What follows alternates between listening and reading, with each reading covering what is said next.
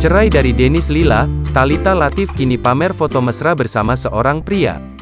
Setelah bercerai dari Dennis Lila Juli tahun 2021 lalu, Thalita Latief kini menikmati statusnya sebagai seorang janda. Thalita Latief mantap ingin berpisah dari Dennis Lila setelah mendapat sejumlah perlakuan tak menyenangkan, termasuk kekerasan dalam rumah tangga, KDRT.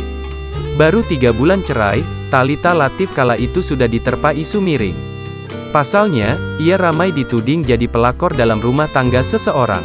Thalita berkali-kali menegaskan bahwa hubungannya dengan pria yang dituduh dekat dengannya itu sebagai teman biasa. Setelah hampir setahun menjanda, baru-baru ini Thalita terlihat menggandeng seorang pria. Hal itu diketahui dari unggahan terbarunya di Instagram.